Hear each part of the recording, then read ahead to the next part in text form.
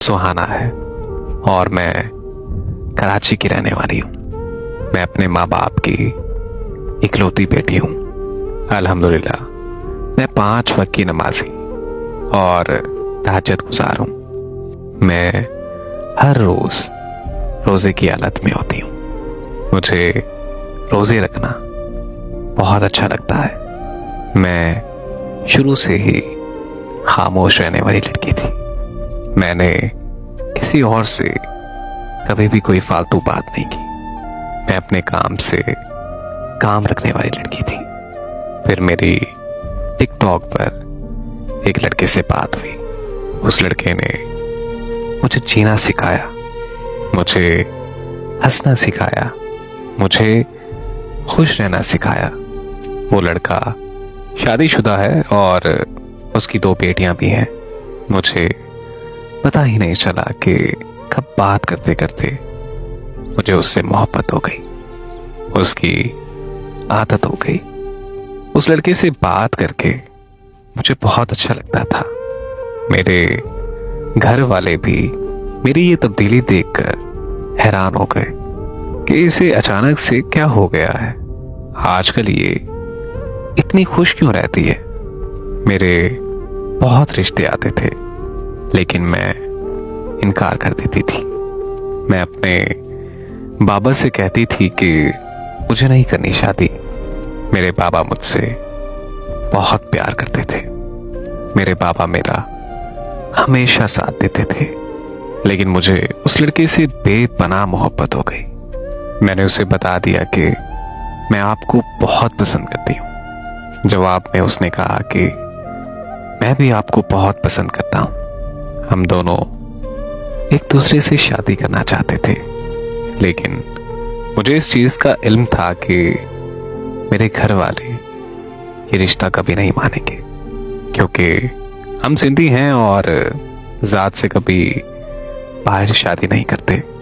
मैंने बहुत सब्र किया, लेकिन फिर एक दिन मैंने अपनी अम्मी को सब कुछ सच सच बता दिया कि मैं एक लड़के को बहुत पसंद करती हूँ और उसी से ही शादी करना चाहती हूँ।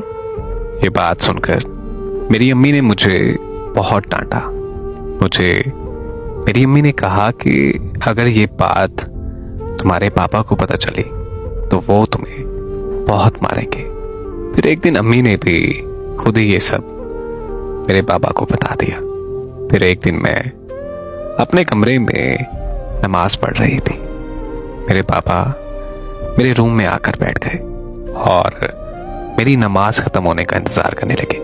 मेरी नमाज खत्म हुई तो मेरे बाबा ने मुझसे कहा, मेरी बेटी की सालगिरह आ रही है। इस सालगिरह पर मेरी शहजादी को क्या चाहिए। मैंने अपने बाबा से कहा कि पापा कुछ नहीं, बस आपकी दुआएं चाहिए। फिर बाबा ने कहा कि मैंने सुना है कि आप भागना चाहती हो। मैंने अपने बाबा को कहा कि नहीं बाबा, ये बात आपसे किसने कह दी। फिर बाबा ने कहा कि हिजाब करो। मैंने कर लिया। फिर कहने लगे, भाग जाओ घर से। मैंने अपने बाबा से कहा, नहीं बाबा, मुझे नहीं भागना। फिर मेरे बाबा ने मुझे मारना शुरू कर दिया। मुझे बहुत ज्यादा मारा। मैं अपने रूम से बाहर सहन में आ गई भागकर। फिर बाबा ने मुझे झाड़ू उठाकर एक बार फिर से मारना शुरू कर दिया। मैं अपने बाबा को ये कहती भी रही कि बाबा मैं नहीं भाग रही, मुझे मत मारिए प्लीज, लेकिन वो मुझे मुसलसल मारते रहे और मेरी अम्मी पास खड़ी तमाशा देखती रही। मेरे पापा ने मुझे मेरे बालों से पकड़कर जोर से जमीन पर पटक दिया। उसके बाद मैं बेहोश हो गई। जब मुझे होश आया तो मेरी फ्रेंड मेरे पास बैठी थी और मेरे घर मेरी शादी की तैयारी चल रही थी। फिर 2 दिन के बाद मेरा निकाह था और फिर जिस शख्स से मेरा निकाह हुआ वो 5 बच्चों का बाप है। निकाह के फौरन बाद मेरी रुखसती कर दी गई, वो भी एक 40 साल के आदमी के साथ।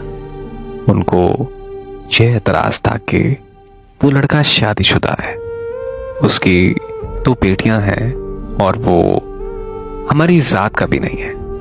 लेकिन अब मुझे 5 बच्चों के बाप के साथ रुखसत कर दिया। शादी के बाद मुझे पता चला कि ये लालची लोग हैं।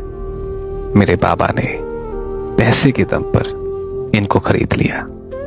जिस शख्स के साथ मेरा निकाह हुआ, उस शख्स की हरकतें मुझे बहुत मशकूक लगती हैं। उसने मुझे बताया कि मेरी 2 बीवियां और भी हैं।